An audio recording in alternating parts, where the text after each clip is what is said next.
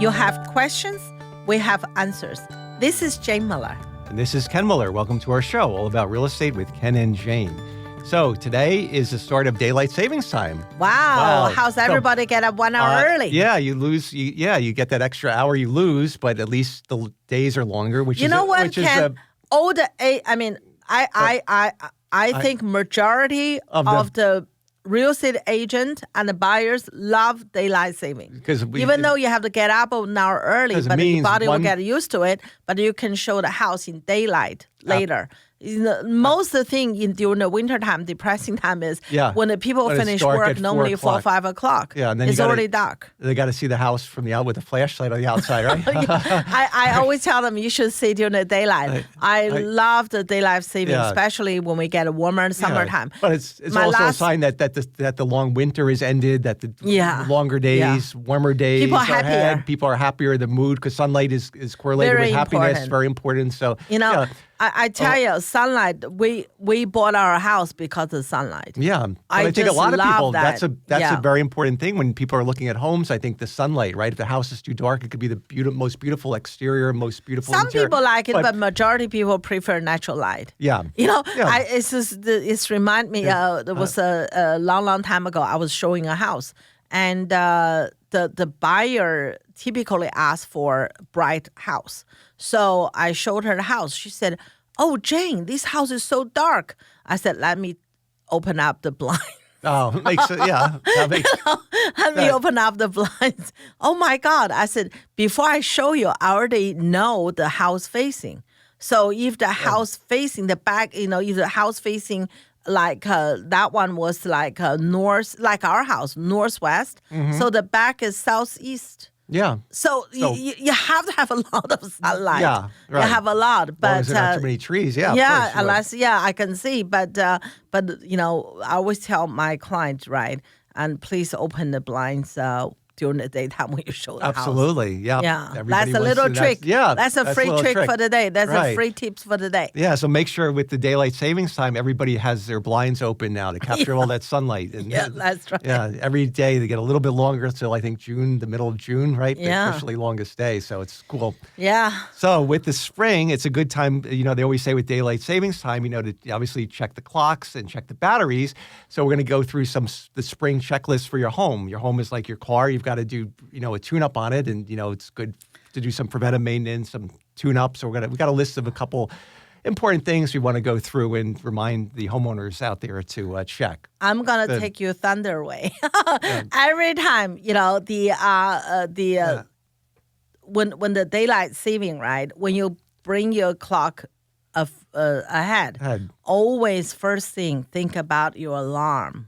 Your smoke means specifically your smoke and your carbon monoxide alarm. Carbon monoxide alarm. You want to check them, right? Check them. Absolutely. Yeah. Nowadays, it's not as important because majority of the home have a 10-year battery backup. No. Wait a minute. No, that's not. I mean, that's true. If you have an older home and you just have the battery, a lot of them have the 10-year battery. 10-year battery. However, if you have an electric wired alarm, a lot of those systems still have the normal pop-out batteries, which which you need to check or change. Yep. And besides checking the batteries on the detectors, the carbon monoxide and the smoke, you also want to check the installation date, because typically the smoke detectors have a 7 to 10 years. You want to see how long it's good for, because we just had to recently replace our one on the upstairs one, which because basically it wasn't the battery, it was just that the alarm itself was shot. So yes.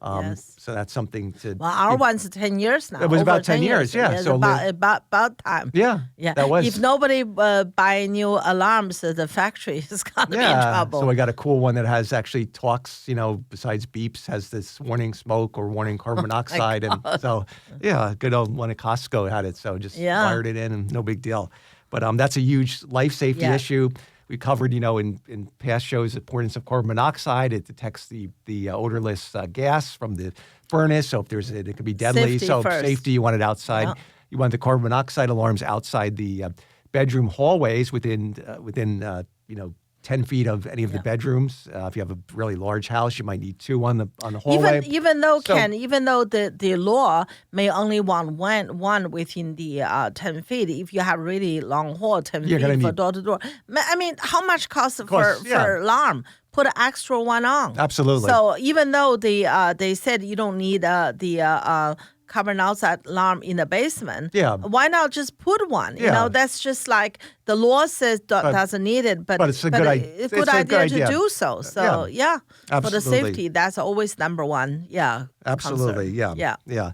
While we're in the house, let's talk about the HVAC. If you have a forced air system, you're going to have the furnace that has a filter somewhere. You should be familiar where the filter's located, and at least twice a year to 4 times a year, you want to at least check the air filter, and you want to replace it if it's dirty. Because 2 things: if it's dirty, the unit doesn't function as well. It's going to have to work harder to pump the air through because because the filter's clogged, and then just for health reasons too. And we've had this situation in the past where the people thought their furnace was stopped working completely, and it turned out they had a really, really, really clogged filter, and that was the cause. I just had one recently, right? I mean, we're selling a house. They did a home inspection. They said HVAC doesn't work well. I said it can't be, right? And then we had obviously the home inspection. When they found that problem, you have to find a licensed HVAC company. It came to check it out. The guy said, when was the last time you changed your air filter? And they looked at you like, what? What are you talking about? Yeah, they don't even know. That's really, I mean, that's the only thing we have to do at the end. Just to change the filter, everything working. So that's at least the machines still work. But sometimes machines stop work. That could be a problem. And at the home inspection, it wasn't, they were testing the ducts and it wasn't giving the air. There was no airflow because it was probably, and when they pulled out the filter, it was probably thick thick block. Yeah. And that's also bad for the machine, right? Think about it. If you have to carry 50 pounds or 100 pounds on your back walking upstairs, how would you feel? Besides being bad for the machine, and besides making being not healthy, it also, number 3, the energy bill goes up because the machine has to work harder to even pump enough additional air to cool or heat the space. Or heat the space, and also reduce the lifespan of the machine. So that's why it's very simple. A lot of time we talk about just simple thing, but just when the daylight saving start or finish, twice a year, at least twice a year, you just check that, pop in the filter, just like routine things. You're right. A few things to do. Yeah. Now let's talk about the hose bibs outside. Hopefully in the wintertime, you guys went out there and you closed the valve inside the local valve, and then you opened up the bib, let out the water. Now with the spring, the thawing, it's a good time to go inside the basement and open up the valve, the local valve to the hose bib, and then you can turn the faucet on outside for the hose bib and make sure there's no leaks on it, and just get it ready for the spring, for the hose watering season and planting season. So that's important to do. Another very important item, the gutters. The gutters are really a very important part of the house. They're designed to collect the water from the roof and then drain it into the downspouts known as the leaders. And then, so you want to make sure your gutters are free and clear of leaves and debris. And if not, it's a good time to have, your contractor or landscaper or whomever go out there and do another cleaning, because you don't want you don't want your plants to be growing in the gutters. So it's happened all the time. Doesn't matter. It's a small house, big house, luxury home. It happened once a few years ago. I represent the owner own a luxury home. They had the little plants grow in the back because they were staying, half here, half out of state in Florida. So they never really go outside to look up from the backyard. So when I leased their home, I said, well, can we get it clean? Once again, Ken, I think that's for the listeners out there, it's always good habit. Every time during the daylight saving time, either it's the spring and the fall, that's the time to clear the gutter.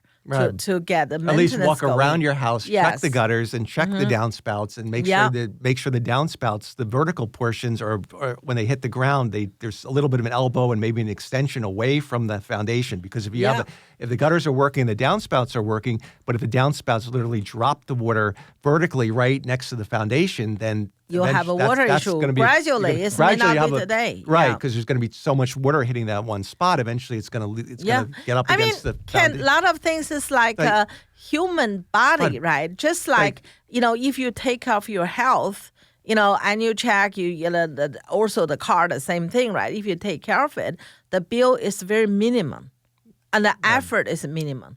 But once you really had a big problem, and then there will be sudden, and the bill is going to be big. Once you get water infiltration, and then the foundation gets weakened, and there's holes and cracks, and then it becomes a little problem becomes a huge problem. Huge problem. Yeah. So that's quite important. Also the roof. You want to do a visual check of the roof and make sure there's no branches or any moss growing on there.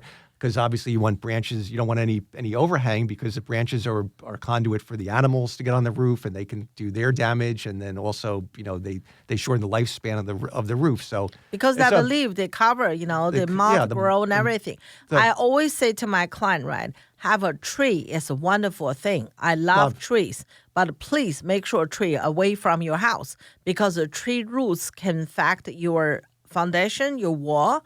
And then the branches overhang to the roof.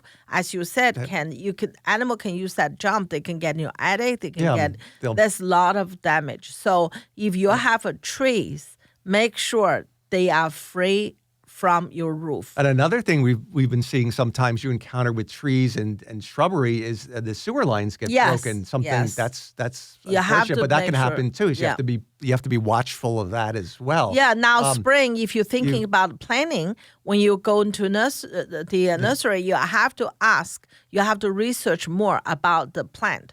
It's not only you like it, the flower's good, you buy it. You have to understand, right? I mean, you don't want to plant bamboo 3 feet away I was just from your house. Say, otherwise, your foundation would break. You can't have bamboo, period. Yeah. In East Brunswick, the township had a code for that now. So if you have a bamboo, put them in the pot. Put them in somewhere, you can control it. So much. The bamboo, right? Which is great for the flooring industry because it's so No, they won't grow that big. But they would not grow that big because for them to do the flooring, they have to be totally right. When you have a bamboo in the ground, or especially wild one, right? The first few years you don't see anything. They grow the network under the ground. 1 year when they shoot up, suddenly everything it costs you $1,000 to get rid of them. So when you have the problem, take care of it. That's very important. What you plant, and where you plant it. Where you plant it is very. We can't stress enough because a lot of time the problem caused because of what they planted. And you have to do the shrub maintenance too, because make sure it's trimmed away so nothing is, because anything touching the siding the house is going to can be detrimental and cause additional problems, wear and tear on the house, and then just another insects or small things, but can create a big problem for you. So let's prevent them. All right, we're going to take a quick break. We'll be right back after these messages. Okay, welcome back to our show. So, Jane, let's continue talking about some of the external maintenance things you can check. Besides, we covered the importance of the gutters, the leaders, making sure that the elbows drain away from the house. Also, it's when you do your walkthrough outside, you should be looking around the house, checking your soil pitch. I mean, that's such a common thing. It comes up on the home inspections, I know. Just common sense. You just want your soil to pitch a little bit, slope slightly away. Talk to your landscaper. Talk to your landscaper and have it pitched away from the house, so that way when the rain hits, it's not. You don't want it inverted so that the water is coming towards your foundation. That's a nightmare. But if you have it pitched away, and if not, then you need to talk to your landscaper and have some mulch brought in or whatever to increase the pitch so it's away. I mean, once again, we talked before the break, right? Small problem create a big problem. If you correct the pitch and the basement will stay dry. Basement stay dry, you avoid the water, get in, plant mold, possible mold, possible crack on the wall, foundation wall. You save yourself a lot of headache. Right. We've seen several homes where there's been horizontal cracks caused unfortunately by tree roots. By tree roots. Pushing it, and then when you have a horizontal crack, it becomes a more serious issue, and depending on the size and the magnitude of it, you may or may not need a really engineering and some bracing or some type of carbon fiber strapping. Or that's after event. But it's after the event, and it can be costly. Prevent it, if you can, of course. Yep, that's the prevention is everything. Yeah, and you mentioned also about the basements. It's probably not a bad idea if you have your dehumidifier, it should start running again because the moisture, as the weather is warmer and in the spring, you get more humidity, and then it can collect the humidity. You know what? I mean, Ken, I have a different opinion on the dehumidifier. I think you should run them every month. Oh, we do. I mean, we run it. I'm just saying. I'm saying usually the winter months, when the air is dry, it's not really collecting much. But what I meant to say is really you should check it on a more regular basis because it's going to be the pan will be filling up with the water that will need to be drained unless you have the situation where the dehumidifier is connected to the sump pit and no, I don't recommend sump pit either. So because that's in my opinion, you recycle the water. Yeah. So I mean, either you have the drain be done by professional, just drain it, or just do it as a daily exercises, right? Yeah. And in the winter, you may do it once. The winter, I do it maybe once a week. Month. Once a month. And then depending on how much moisture you have, you go check it. But it's not a bad thing to. It's not a bad thing to have a dehumidifier. I think it's a good idea. Good idea. I recommend to all my clients in the spring, especially summer months. It's almost every couple of days. You have to empty it. Yeah. There was one house we represented, right? They were listed with the other agent, didn't sell. So they went through 2 agents, believe it or not, couldn't sell. So by the time I got the listing, it's about a year after the house was vacant. Mm-hmm. So, oh my God, I go there, I just feel the moisture. Yeah. So quickly, we put a 2 dehumidifier in the basement. They have a big house, like 3,500 square feet. Mm-hmm. So the basement is huge. So we put a 2 dehumidifier in the basement. We go there twice a day, in the morning and at night.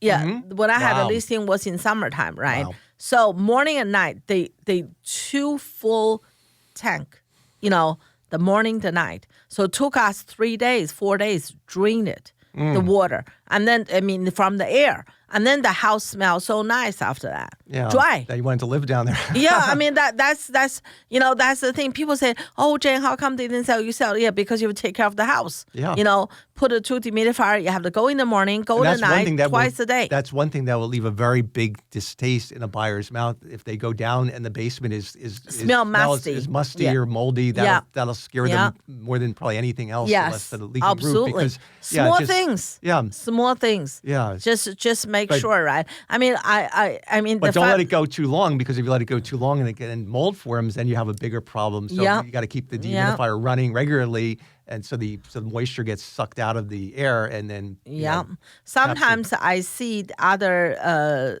homeowner they have the dehumidifier, but they didn't empty it. Well, then it stops running. Yeah, they stopped running. They thought everything was good. I said, no, it's full. That means it's full, yeah. That's why go in there, check your today, after listening to us, go home or you're home, check your dehumidifier. If you don't have one, please buy one for a basement. It's always a good idea. And if you have a really dry basement, and it runs a little bit, it's still better to be prepared. Because you never know on the moist, humid days you're going to need it. When the humidity day, there could be 90% humidity. You never know. So why don't you just dry? I mean, that's good for make you feel dry and cooler too. Right. The moisture make you feel hot. Right. So if you're doing that, that's make the place cooler. Yeah, it's funny. In the wintertime, we try to get more humidity. A lot of people that have the dry heat want to, add humidity, have a humidifier, or have something by their bedroom to add some moisture. But in the summertime, we want to take away the humidity, right? So we're always battling the elements in one way or the other, right? Yes, depends on the season. Yeah. Another good thing, this is just more of a housekeeping thing, is windows, screens. Yes. It's whether or not you're going to put the house on the market, it's a good idea to check your screens after the winter season and the wind and stuff. Make sure there's no holes in it. If there are, you can get a contractor, handyman, or fix it yourself, either patch it or replace the screens, because you don't want to have holes in the screens that'll be the screen actually, believe it or not, is quite easy to fix. Yeah. I saw the contractor. They just go to the store, Home Depot, Lowe's, and get the material. They just make it. So I mean, it's not that hard. expensive. Yeah, not expensive. Your landscaper all know how to do it. That'll give you a better quality of life issue because you can open the windows and have the screens. You should open the window, Ken, because a lot of that was my other thing. Yes, that was the other thing. You should open the windows, check the weather stripping, and also operate the windows. Yes. And check the locking mechanisms because if you keep them stagnant in one spot, it's like anything. If you keep your body stagnant, it's going to be stiff. Yeah. So you want to operate them and make sure there's no issues with opening, closing, locking them. I think when maybe you clean the windows. When you open the windows, right, let some fresh air in. Of course, when it's a good day, sunny, warmer, let the spring wind came in, blow, breeze came in the house. That's really give you the energy, like a uplift. Yeah, nothing like fresh air. Absolutely right. Also, with the basement, it's a good idea to check your basement for any cracks in the any just walk around inside, outside, just have cracks. a look. Make sure there's no issues where critters or rodents or anything can get in. If there is, check the crawl spaces. Look for any signs of any residue or anything that could be a sign that something that something small, but check it. But because it could lead to take you maybe half an hour. It's going to save you a few thousands down the track. Right. Right. Another item is the dryer vents. We cover this in the fall, but if you haven't done it, you should at least once a year have your dryer vent professionally cleaned because you want to make sure that the lint buildup in the line, obviously after you use a dryer, you should clean the screen that's part of the machine, but we're talking about the vent line that leads from the dryer to the exterior. That can get built up with lint. And, the dryer could stop functioning properly if there's too much lint in there. And it can also cause a fire hazard. Yes. So you want to at least make sure that's on your checklist. A lot of associations require it to be cleaned once a year or once every other year. But it's a good thing even for homeowners, unless, that you do it, to protect yourself and the functionality of the machine. So. I think a lot of time, right? You think there's a lot of things to do. If you make a list, just put in your diary or calendar, and just when the daylight saving end or start, so you just get that organized, so you never forget. Right. So that's when you do it as a routine, you're to have the people or yourself, you have the routine, so you're not going to miss it. So once again, you spend maybe half an hour, in the spring, half an hour in fall, 1 hour a year will save you a lot of headache and worry and money, for the years to come. Yeah, basically a home. It's worth it. Any home needs maintenance. Your car needs maintenance. Your home needs maintenance. You can't your body needs maintenance. You can't go a year or 2 years and just do nothing to the home except cut the grass and then there'll be a problem down the track. Just the weather, the elements, everything takes a toll on it. It needs. If you check half an hour yourself, it doesn't cost anything. Just like your time. But you avoid a lot of potential problems. Yeah, and it's a big financial investment for most people. It's one of the largest investments that they make. So you want to make sure you preserve it, protect it, whether or not you're selling it or not. Regardless, you have to enjoy where you are. That's your home. Right. And talking about enjoying it, let's talk about inside the home. I'll let you talk about this decluttering, deep cleaning. And you can talk about your mom's thing, what you My mom always asks, every year. Why it's a good idea to not only declutter, but to maybe clean and also rearrange furniture, or because it's giving a new vibe or new feel, a new look to the home. Just like when people get change their hairstyle, or the women have the clothing, they go through different phases. Men that's clothing too. I mean, you are low maintenance. Some of my clients, the husband wardrobe is bigger than wives. Really? Wow. Yeah. I saw a few. For me, not just often. a couple of jeans, couple of jackets, suits, couple of shirts. My closet, but your wardrobe is much bigger than mine. My closet at home is like this, and yours is like, wow. Yeah. So it's maybe triple mine. If you want, I'm happy to give you more space. No, I have enough. I don't want any more stuff. Sounds like I'm kind of taking the majority. You didn't want it. It's not I didn't want to offer. All the shoes you put there and stuff. So that's. But But anyway, come back to this, right? And my mom used to always move some furniture around. It's not a big thing, just, change them around, so give you the fresh look.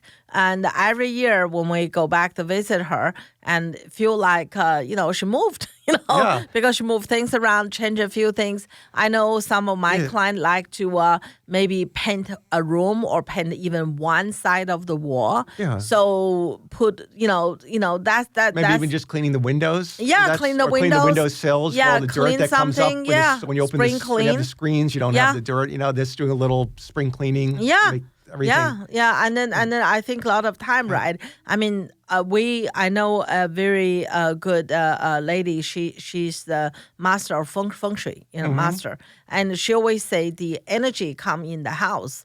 I mean, if you have too much clutter, the energy cannot flow freely. So you have to, if you come in, everything's everywhere. I mean, the other day was a client want to sell the house. I went to their house, literally. I could just barely walk in the house. I was there for an hour and a half.